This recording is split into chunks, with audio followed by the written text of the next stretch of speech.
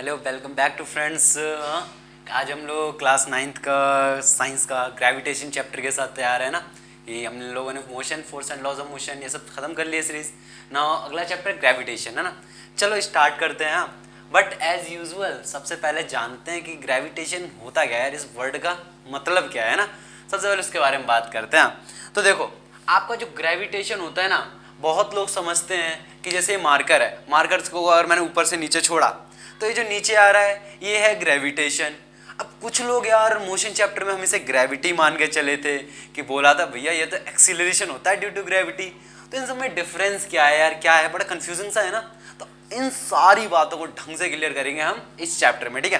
तो चलो स्टार्ट करते हैं। तो स्टार्ट। तो ग्रेविटेशन चैप्टर आपका जो कहता है वो है क्या। ग्रेविटेशन का मतलब समझो पहले आप उसके लिए कि यहाँ पे दो अलग अलग टर्म आने वाले हैं, ग्रेविटेशन आपका and gravitational force. Gravitational force, पता है ये दोनों ना अलग अलग चीजें हैं। इन दोनों का मतलब क्या है पता है। देखो, सबसे पहले समझते हैं ग्रेविटेशन फोर्स। हाँ, तो ग्रेविटेशन फोर्स आपकी एक अट्रैक्टिंग फोर्स है। अट्रैक्टिंग फोर्स, अट्रैक्टिंग फोर्स मतलब देखो पता है किसी भी दो ऑब्जेक्ट को जो चिपकाने मदद करता है ना, हर दो ऑब्जेक्ट में फोर्स लगती है, हर दो ऑब्जेक्ट में। जैसे अभी आप मान लो बेड पे बैठे हुए हो, है ना, तो आपके पास जो भी सामान रखा है ना वो आपको अपनी तरफ अट्रैक्ट कर रहा है। फॉर एग्जाम्पल यहाँ पे दो बॉल है, ये बॉल इसको अपनी तरफ खींच रहा है और ये बॉल भी इसको अपनी तरफ खींच रहा है, पता है। इवन ये मार्कर है तो ये मार्कर मुझे अपनी तरफ खींच रहा है और मैं मार्कर को अपनी तरफ खींच रहा हूं, पता है। और इनके बीच में जो फोर्स लग रही है इसको हम कहते हैं ग्रेविटेशन फोर्स। तो ग्रेविटेशन फोर्स कभी रिपल्सिव हो सकती है क्या? ऐसा तो हो नहीं सकता कि मार्कर मेरे को दूर भेज रहा हूं, है ना, और मैं मार्कर को दूर भेज रहा हूं, ऐसा तो नहीं है। तो आपका जो पहला पॉइंट निकल के आया ग्रेविटेशन फोर्स में वो क्या है? It is a attractive force. हमेशा चीजों को क्या करती है? अट्रैक्ट करती है। It is a attractive force. अब क्या ये भैया किसी भी दो ऑब्जेक्ट में लगती है? किसी भी दो ऑब्जेक्ट में? हाँ डेफिनेटली यार, पता है कोई भी दो ऑब्जेक्ट हो सकते हैं आपके, कोई भी दो ऑब्जेक्ट, है ना। इवन मान लो आप दो भाई हो, आप दोनों साथ में खड़े हो या थोड़ी भी दूर पे खड़े हो ना, तो आप एक दूसरे को अट्रैक्ट कर रहे हो, वो होगी ग्रेविटेशन फोर्स, ठीक है। तो अभी मन में क्वेश्चन आ रहा होगा ना कि भैया हम तो बचपन से पढ़ के आ रहे हैं कोई भी चीज ऊपर से नीचे गिरती है उसे कहते हैं ग्रेविटेशन, है ना। तो उन सबको क्लियर करेंगे कि वो क्या था रियल में, जब ग्रेविटेशन ये है तो वो क्या था, उन सब के बारे में डिटेल से करेंगे अभी, है ना। तो उससे पहले समझो कि ग्रेविटेशन आपकी अट्रैक्टिव फोर्स है, एक अट्रैक्टिव फोर्स।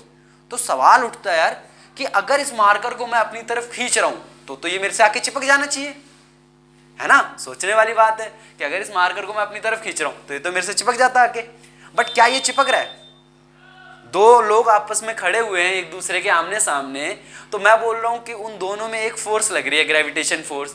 तो वो इस हिसाब से तो वो दोनों एक दूसरे से चिपक जाने चाहिए, लेकिन क्या चिपकते हैं? नहीं चिपकते ना। अब इसका क्या लॉजिक हो सकता है यार? इसका तो एक ही लॉजिक बनता है, पता क्या? ये ना बहुत कमजोर फोर्स होती है। It is a very weak force. Force लग तो रही है लेकिन बहुत कमजोर है, बेचारे उसको खींच ही नहीं पा रही। अगर आप लोगों ने force and laws of motion पढ़ा है, हाँ, तो उसमें मैंने एक टर्म बताया था, इनर्शिया। इनर्शिया बताया था, है ना। नहीं पढ़ा है तो आप लोग force and laws of motion का फर्स्ट पार्ट सर्च कर लिए बाय अल्ट्रा क्लासेस, है ना, आपको मिल जाएगा यूट्यूब पे। तो वहां पे हमने बताया था कि उसके इनर्शिया को तोड़ना जरूरी होता है। बट ये इतनी वीक फोर्स है कि ये हमारे इनर्शिया को तोड़ ही नहीं पा रही। ये हमारे इनर्शिया को तोड़ ही नहीं पा रहे। अब तोड़ नहीं पाएगा तो एक दूसरे से हम चिपकेंगे ही नहीं, है ना। तो यहां से एक कंक्लूजन और निकल के आया, it is a weak force. ये क्या है? बहुत वीक फोर्स होती है आपकी, ठीक है। थर्ड कंक्लूजन की बात करते हैं हम। पता है ये ना बहुत ज्यादा डिस्टेंस पे भी काम करती है, बहुत ज्यादा डिस्टेंस पे। बहुत ज्यादा का मतलब समझे? आप मान लो दिल्ली में हो, ठीक है, और आपका गांव है बिहार में, ठीक है। तो आपका यहाँ का बंदा बिहार के उस बंदे को भी अट्रैक्ट करेगा। थोड़ा सा वो लग रहा है ना कि ये कैसे हो सकता है यार, है ना। आप यहाँ पे हो और आपका कोई बंदा बिहार में है, तो दोनों भी आपस में एक दूसरे को अट्रैक्ट करेंगे। इवन ये तो मैंने बहुत छोटा डिस्टेंस बोल दिया यार। आपको पता है एक प्लेनेट ना दूसरे प्लेनेट को तक अट्रैक्ट करता है ग्रेविटेशन फोर्स से। अब सोचो कितनी लॉन्ग रेंज हो गई, है ना। सन है, अर्थ को खींच रहा है अपनी तरफ, पता कौन सी फोर्स से? ग्रेविटेशन फोर्स से। समझे? तभी तो आपकी अर्थ घूम पा रही है वहां पे। अब समझ में आया कि कितनी लॉन्ग रेंज फोर्स है। हाँ, तो यहां पे एक कंक्लूजन और मिला हमें, it is a very long range force. Long range का मतलब समझ रहे हो कि मतलब बहुत दूर तक काम करती है, बहुत दूर तक। ठीक है, तो लॉन्ग रेंज फोर्स, क्लियर ना?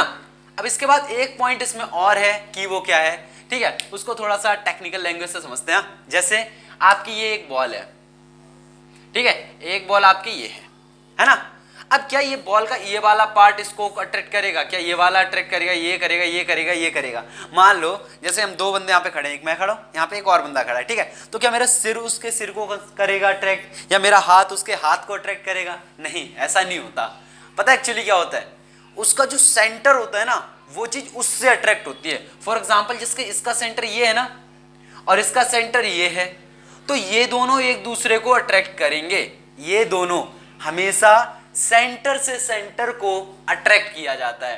डायरेक्टली ऐसे नहीं होता यार कि मान लो हर एक बॉडी पार्ट, जैसे कि मैं यहाँ खड़ा हुआ हूँ, ठीक है, मेरा बाल दूसरे को कर रहा है, ठीक है, मेरी आंख दूसरे को अट्रैक्ट कर रही है, ठीक है।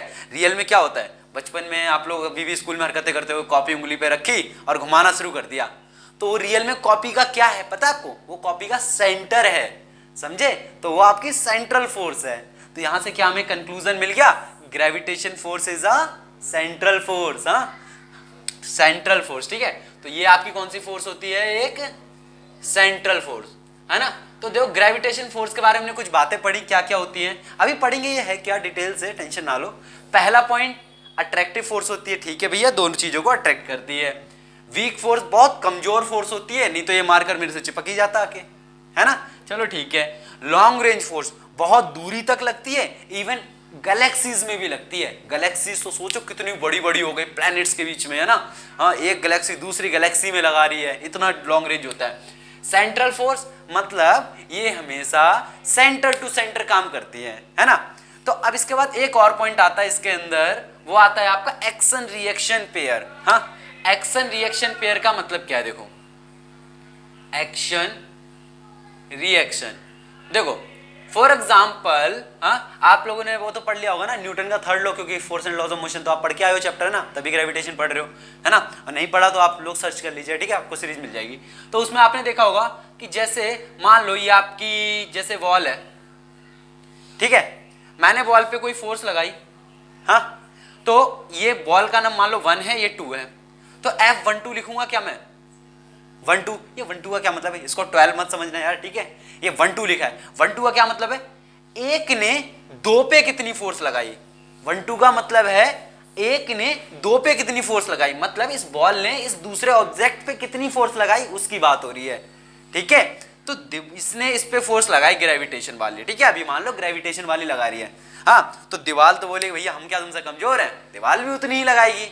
न्यूटन का थर्ड लॉ भी तो यही कहता है कि अगर आप पे हम पे जितनी फोर्स लगाओगे उतने हम भी आप पे लगाएंगे रिएक्शन से, है ना? तो दीवार भी इस पे लगाएगी, तो इस बार दीवार लगा रही है तो वो लगा रही है 2-1, 2 के द्वारा फोर्स 1 पे, है ना, F21, 2 के द्वारा 1 पे फोर्स, ठीक है। तो आपका क्या हो गया, F12 जो होता है F21 के बराबर होता है। बट ध्यान से देखो तो क्या इनकी डायरेक्शन अपोजिट है कि नहीं है? हाँ, एक इधर लग रही है, दूसरी इधर लग रही है, एक दूसरे से उल्टी डायरेक्शन है। तो क्या मैं यहाँ पे कंक्लूड कर सकता हूँ जो F12 है वो -F21 के बराबर है। अब ये भैया माइनस कहाँ से आ गया? माइनस आपको फिजिक्स में स्टार्टिंग में ही बोला था हमने, ठीक है, रिपीट करते हैं कि माइनस कहीं पे भी दिख जाए ना आपको, पूरी फिजिक्स में कहीं पे भी, इवन साइंस में आपको माइनस दिखता है, उसका सीधा सा मतलब होता है कि आप उल्टी डायरेक्शन की बात कर रहे हो। फॉर एग्जाम्पल, मैं इधर फोर्स लगा रहा हूँ 5 न्यूटन की, ठीक है, मैंने इधर फोर्स लगाई 5 न्यूटन की, हाँ, बट मैं कहता हूं कि मैंने आपको इधर नहीं, मैं मान के चल रहा हूं कि मैंने इधर फोर्स लगाई है, तो मैं उसका साइन बदल दूंगा -5, ठीक है, -5, ठीक है। जैसे मान लो मैंने 5 न्यूटन इधर लगाई, बट मैं बोलूंगा नहीं मैंने तो इधर लगाई है, मैं मान के चल रहा हूं, मैं उल्टा चल रहा हूं थोड़ा सा ना, तो आप मुझसे बोलोगे भैया ठीक है आपने इधर लगाई है लेकिन आपने इधर -5 की लगाई है। तो माइनस का मतलब होता है साइन उल्टा हो जाना, डायरेक्शन उल्टी हो जाना, ठीक है, सॉरी साइन उल्टा नहीं, डायरेक्शन उल्टी हो जाना। तो F12 is equal to -F21। तो अब क्या यहाँ पे इस बॉल ने एक्शन दिया इस दीवार पे, तो दीवार ने भी तो बदले में रिएक्शन दिया, तो इसीलिए इसको बोलते हैं एक्शन रिएक्शन पेयर, है ना। तो यहाँ पे हम लोगों ने कुछ प्रॉपर्टीज देखी ग्रेविटेशन फोर्स की, है ना। अब बट ग्रेविटेशन फोर्स है क्या यार, कैलकुलेट कैसे करें, ये तो पता चल गया दो अट्रैक्टिव फोर्स है, एक दो चीजों के बीच में लगती है, कैसे लगती है वो सब देख लिया, बट कैसे कैलकुलेट करेंगे। तो इसके लिए भैया उस टाइम पे आपके एक साइंटिस्ट आए, उन्होंने एक लॉ दिया, universal law of gravitation, universal. हाँ, अब इस लॉ को फील करते हैं कि इस लॉ का मतलब क्या है। ठीक है, देखो यार कॉपी पेन लेके बैठा करो, इसको नोट कर लिया करो जो भी पता है। हाँ, तो देखो यूनिवर्सल लॉ ऑफ ग्रेविटेशन, इसके वर्ड को फील करेंगे एक एक ना। इसका यही नाम क्यों रखा गया यार, यूनिवर्सल का मतलब क्या है यहाँ पे बताओ, सोचो सोचो। देखो यूनिवर्सल का आपका मतलब होता है कि आप कहीं पे भी चले जाओ, इवन जैसे कुछ लोग बोलते हैं ना भैया ये लॉ सिर्फ अर्थ पे वैलिड है, अर्थ पे ये काम हो सकता है, बाहर नहीं हो सकता है ना, कि बाहर मतलब प्लेनेट पे, दूसरे प्लेनेट पे या स्पेस में नहीं हो सकता। बट आपका ये लॉ कहता है कि ये यूनिवर्सल है भैया। यूनिवर्सल मतलब क्या है, आप कहीं पे भी चले जाओ, दुनिया छोड़ो स्पेस में भी कहीं पे चले जाओ, हर जगह वैलिड है ये, इसलिए इसको बोलते हैं यूनिवर्सल है ये। यूनिवर्सल का मतलब होता है जो हर जगह वैलिड हो, जो हर जगह वैलिड हो, उसको क्या कहते हैं, यूनिवर्सल। ठीक है, तो यूनिवर्सल का मतलब समझ में आ गया। लॉ मतलब थ्योरम है, ग्रेविटेशन की तो बात हो ही रही है चैप्टर की, है ना।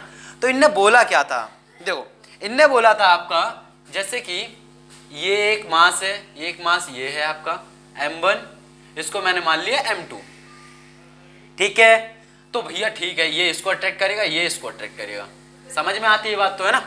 ठीक है, इनके बीच का डिस्टेंस मैंने मान लिया सेंटर से लेके सेंटर तक का r है, मतलब यहां से लेके यहां तक का डिस्टेंस जो है आपका r है।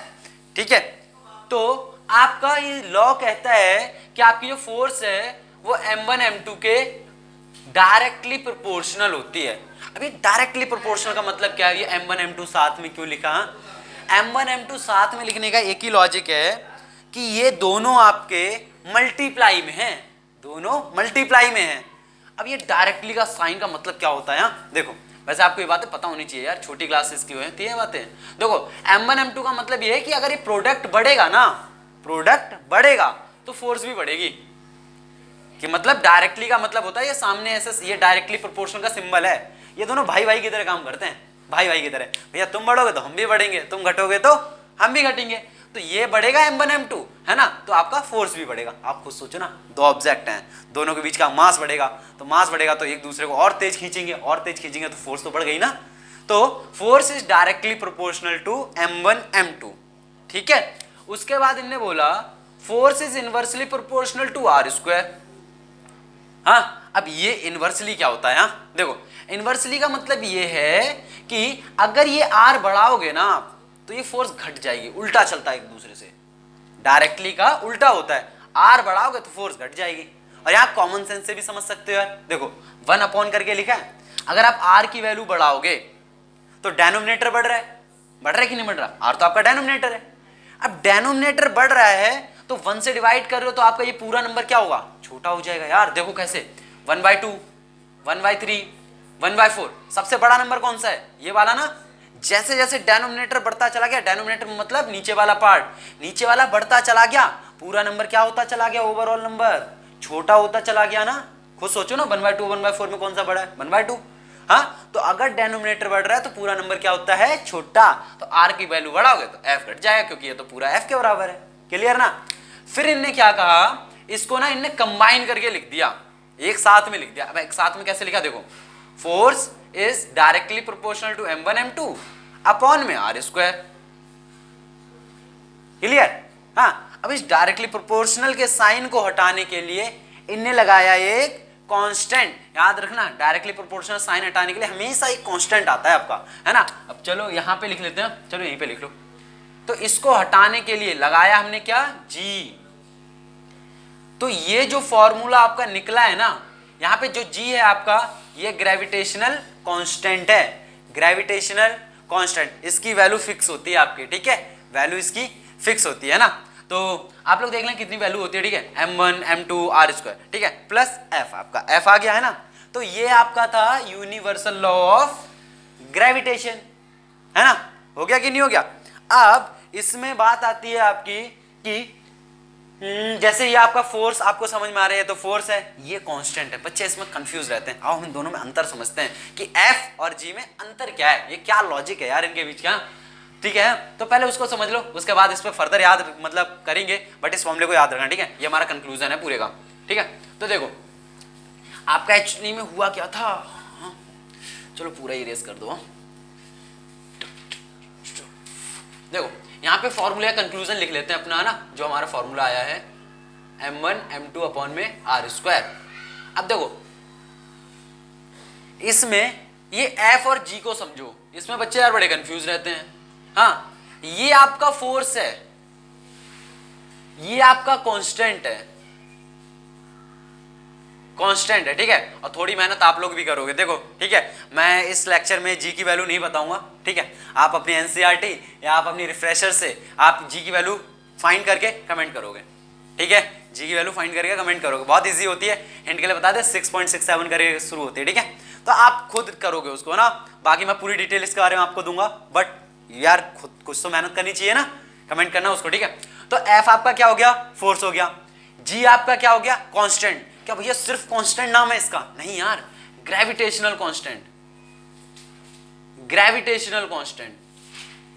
ठीक है, ग्रेविटेशनल कांस्टेंट कहते हैं इसको। और कांस्टेंट है तो इसकी वैल्यू तो फिक्स होगी भैया, है ना, इसकी वैल्यू तो क्या है, फिक्स है। अब वैल्यू अगर इसकी फिक्स है आपकी, तो ये तो कहीं पे चेंज ही नहीं होगा। इसी वजह से इसको यूनिवर्सल लॉ कहा जाता है, क्योंकि इसकी वैल्यू आप कहीं पे भी चले जाओ पूरे यूनिवर्स, पूरे स्पेस में, इसकी वैल्यू आपकी फिक्स ही रहनी है, आप कहीं पे भी चले जाओ। ठीक है, तो जी समझ में आ गया। फोर्स क्या है, जो इन दोनों ऑब्जेक्ट को अट्रैक्ट कर रही है एक दूसरे के साथ। ठीक है, समझ में आ गया कि नहीं आ गया? अब बात करते हैं कि अर्थ के साथ यार इसका क्या लॉजिक है। अर्थ के साथ, हाँ देखो अर्थ में क्या हो रहा है, जैसे कि ये मार्कर है, इसको मैंने नीचे गिराया, तो यहां पे भी तो दो ऑब्जेक्ट बन रहे हैं, एक आपका अर्थ अपनी तरफ खींच रहा है और इस मार्कर का मास m मान लो। ठीक है, मार्कर का मास, चलो मार्कर को ही ले लो, मार्कर का मास मान लो छोटा m, अर्थ भैया बहुत बड़ी है तो इसका मास मान लो कैपिटल M। ठीक है, अब इसको कैलकुलेट करते हैं कि इसका क्या मतलब है। हाँ देखो इसका लॉजिक क्या है, आपको फॉर्मूला क्या पता है, force is equal to G m1 m2, यार ज्यादा m बन गया ना, m1 m2 अपॉन में आर स्क्वायर, यही पता है आपको फॉर्मूला, यही पता है ना। अब इन दोनों केस के लिए देखो जरा, f इज इक्वल टू जी का जी उतारा, m1 की जगह क्या है यहाँ पे, भैया अर्थ की बात हो रही है, क्योंकि अर्थ ही तो खींच रहा है इस मार्कर को। मान लो इस मार्कर को मैं यहां से छोड़ू, नीचे गिरेगा, गिरेगा ना, तो आज को खींच कौन रहा है, अर्थ खींच रही है ना पृथ्वी अपनी तरफ, तो पृथ्वी का मास लेंगे, है ना, जो कांड करेगा नाम तो उसी का आएगा। हाँ, अर्थ खींच रहा है तो अर्थ का ही नाम आएगा, कैपिटल M हो गया। दूसरा ऑब्जेक्ट क्या है, यहाँ पे मार्कर है, देखो m1 तो पता चल गया मास ऑफ अर्थ है, m2 क्या है आपका, मार्कर का मास, किसको खींचा जा रहा है, मार्कर को ना, तो आपका क्या हो गया स्मॉल m, और अर्थ और इसके बीच का डिस्टेंस भैया जितना आपका रेडियस ऑफ अर्थ होगा, रेडियस ऑफ अर्थ ना, तो यहाँ पे लेंगे रेडियस ऑफ अर्थ। क्लियर हो गया? तो ये फॉर्मूला आपका अर्थ पे वैलिड है कि आपको ये मार्कर है, इसको कितनी फोर्स से खींच रही है अर्थ, तो इस फोर्स से खींचती है। क्लियर ना? तो आपको क्लियर तो हो ही गया होगा ना। अब जरा स्मॉल जी के बारे में थोड़ी सी स्टडी कर लेते हैं कि स्मॉल जी की यूनिट्स वगैरह क्या होती है ना। देखो स्टेप बाय स्टेप समझते जाना, आपका खुद क्लियर हो जाएगा कि यूनिट क्या होती है। और इस मेथड को समझ लो, पता है आप लाइफ में ना अगर फॉर्मूला पता है तो किसी भी चीज की यूनिट बता सकते हो। देखो मुझे जी की यूनिट निकालनी है, तो एक काम करो, जी की आप फॉर्मूला निकालो, जी का आर स्क्वायर डिवाइड में इधर जाए किस में हो जाएगा, मल्टीप्लाई में हो जाएगा। ठीक है भैया, ये करके क्या कर लोगे, हाँ तो जी m1 m2, ठीक है यार m1 m2 इधर मेरे को अच्छा नहीं लग रहा, इसको भी इधर भेज दो, तो f into r square upon में क्या हो गया m1 m2, बच गया किसके इक्वल, जी के। चलो ठीक है भैया, जी का फॉर्मूला आ गया, अब क्या करें। हाँ अब देखो फोर्स की यूनिट क्या होती है, न्यूटन होती है, ठीक है। आर क्या है, डिस्टेंस है, डिस्टेंस को किस में नापते हो, मीटर में नापोगे या तो सेंटीमीटर में नापोगे या किलोमीटर में नापोगे, तो मीटर लेके चल रहे हैं, है ना। तो आपका आर की यूनिट क्या होती है, मीटर, बट यहाँ पे तो आर का स्क्वायर है, तो मीटर का भी क्या हो जाएगा स्क्वायर। क्लियर ना? अपॉन में आ जाओ m1 क्या है आपका, मास है, मास किस में लेते हैं हम लोग, केजी में लेते हैं ना, मास किस में लेते हैं, किलो में ही तो लेते हैं। तो आपका मास, इस वाले मास की यूनिट केजी, भैया ये वाले मास को क्यों भूल गए, ये भी तो होगा, तो इसकी यूनिट भी किस में हो गई, केजी में। तो भैया यही जी की यूनिट है। अब इसको देखो सजा के लिखते हैं थोड़ा सा। जी की unit newton metre square upon में केजी इंटू केजी, केजी का स्क्वायर हो जाएगा। हाँ, अब क्या करो, इसको थोड़ा सजा के लिखने के लिए इस तरीके से लिख लो, इसका मतलब भी तो डिवाइड होता है। तो ये आपकी जी की यूनिट आ गई, यूनिट। तब कितना आसान मेथड है ना। अगर आप एग्जाम में भूल भी जाओ तो तुरंत के तुरंत सोच सकते हो। देखो आर स्क्वायर है, फोर्स इधर भेज दिया, न्यूटन मीटर स्क्वायर अपॉन में m1 m2, मतलब न्यूटन मीटर स्क्वायर पर केजी स्क्वायर, डायरेक्ट निकाल लिया ना। तो ये आपकी क्या होती है, जी की यूनिट होती है। क्लियर हो गया है ना। अब चलो बात करते हैं कि अगर जी को डिफाइन करना होगा तो क्या करेंगे। डेफिनेशन ऑफ जी एग्जाम में पूछ लेते हैं ना, इसलिए इसके बारे में बात करते हैं, ठीक है। तो क्या होगा, हाँ, definition of G, define capital G, ठीक है। अब देखो यहां पे मान लो आर की वैल्यू मैं 1 रख दूं, चलो ठीक है भैया, रख दिया। m1 m2 का जो प्रोडक्ट है उसको भी मैं 1 रख दूं, मान लो दोनों को मल्टीप्लाई करके आपका 1 आ गया। अब जरा इस वैल्यू में डाल, ये मैंने माना है कि ठीक है लेट है ना, उससे आप जो चाहो वो मान सकते हो, बट मैं 1 मान रहा हूं। क्यों मान रहा हूं अभी पता चल जाएगा। देखो f इंटू आर स्क्वायर की वैल्यू 1, m1 m2 1 आ गया, ठीक है।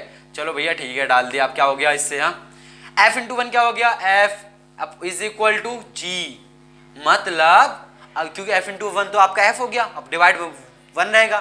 तो आप इसको क्या ऐसे डिफाइन कर सकते हो, आपकी जो ग्रेविटेशनल कांस्टेंट है, ये तो ग्रेविटेशनल कांस्टेंट है, वो आपका ग्रेविटेशनल फोर्स ही है। ये फोर्स है ना ग्रेविटेशनल फोर्स, ग्रेविटेशनल कांस्टेंट और ग्रेविटेशनल फोर्स ध्यान से याद रखना, कांस्टेंट है। जो कैपिटल जी है वो कांस्टेंट है, और जो एफ है ये फोर्स है, ग्रेविटेशनल फोर्स, ठीक है। ये आपका ऑब्जेक्ट टू ऑब्जेक्ट चेंज होता रहेगा, क्योंकि कोई और ऑब्जेक्ट खींच रहा है, किसी और ऑब्जेक्ट को खींच रहे हो, बट ये हमेशा फिक्स रहता है, ठीक है।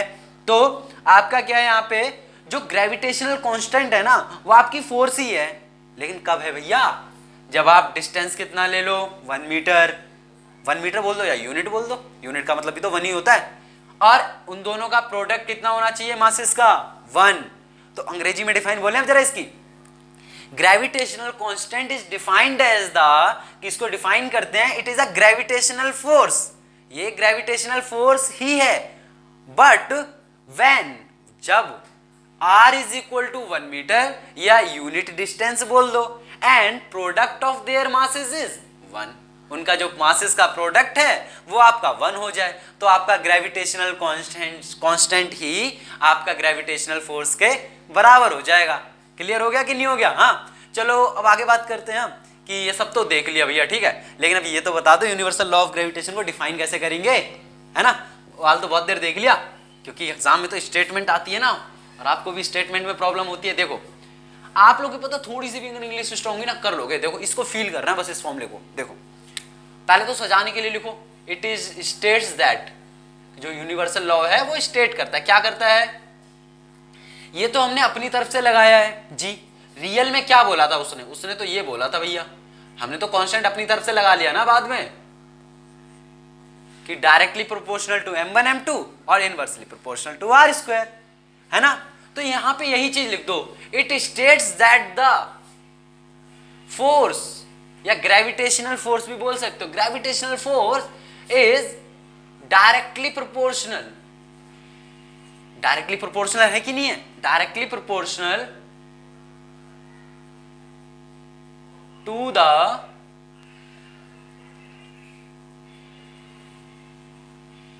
प्रोडक्ट ऑफ देयर मासेस, या product of mass of two object, product of mass of two object, मतलब जितने ऑब्जेक्ट होंगे उनकी बात कर रहे हैं, टू ऑब्जेक्ट, ठीक है भैया। ये भी लिख दिया आपने, मतलब इतना काम खत्म हो गया। अब आर के साथ क्या है, ये इनवर्सली है, तो लिख दो एंड इनवर्सली प्रोपोर्शनल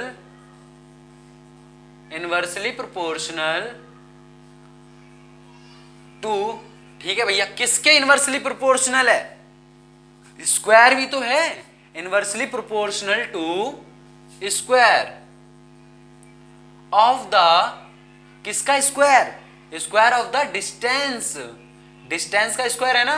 अब डिस्टेंस है किसके बीच में, उन दो मासेस के बीच में, बिटवीन देम, देखने में तो बड़ी लंबी चौड़ी डिफाइन लग रही है ना, बट एक्चुअली है क्या, it states that the force is directly proportional. ठीक है भैया, डायरेक्टली प्रोपोर्शनल है। Product of masses of two object, दो जो मासेस हैं आपका उनके प्रोडक्ट, प्रोडक्ट मतलब मल्टीप्लाई, उनके मल्टीप्लाई का डायरेक्टली प्रोपोर्शनल है। ठीक है भैया, एक बात खत्म हो गई। दूसरी बात क्या है, आर के इनवर्सली प्रोपोर्शनल लिख दिया, and inversely proportional to square of the distance between them. उसके बाद आप डेरिवेशन ड्राइव कर देना, ये यार कि ये इस पे लगा रहा है, ये इस पे लगा रहा है, m1 m2, हाँ, force is directly proportional to m1 m2, force is inversely proportional to r square, force is directly proportional to m1 m2 upon में r स्क्वायर, फिर साइन हटाया तो force is equal to G m1 m2 upon में r square. ये आपका derivation हो गया simply, और इसको हम समझ तो पहले ही चुके हैं कि क्या होता है रियल में ये, है ना। तो क्लियर हो गया आपका यूनिवर्सल लॉ ऑफ ग्रेविटेशन क्या होता है। तो हमने क्या क्या चीजें डिस्कस कर ली, जी की यूनिट, हाँ, बट याद रखना आप कैपिटल जी की वैल्यू सर्च करके कमेंट करोगे। आप जब भी देखो वीडियो को, आपका ये होमवर्क तब तक रहेगा, ठीक है, लाइफ टाइम वैलिड है, जब भी देखो तब कमेंट करना है। तो आपका क्या है ये, तो आपने स्टेट किया, उसके बाद फिर हमने लॉ देखा, एक एक चीज को डिफाइन देखी, एक एक चीज की, जी की यूनिट्स पे हमने बात करी, ठीक है। अब उसके बाद आपका जो इसमें अगला टॉपिक है वो है कि अर्थ इसे खींचता तो है बट कितनी फोर्स से, उसकी वैल्यू निकालेंगे। स्मॉल जी की आपकी वैल्यू कितनी है वो बताएंगे। स्मॉल जी क्या होता है यार, हाँ, ये तो पहली बार सुन रहे। कैपिटल जी तो अभी आपने बता दिया ये होता है, स्मॉल जी क्या होता है, हाँ ये भैया ठीक है। 9 चैप्टर में तो हम इसे 10 मान के चलते थे या 9.8, ये क्या लॉजिक है भैया, सब इसको तो ग्रेविटी बोलते थे, आपने तो यहाँ पे मतलब ही चेंज कर दिया। तो इन सब के बारे में हम डिटेल से जानेंगे इस चैप्टर के सेकंड पार्ट में, है ना।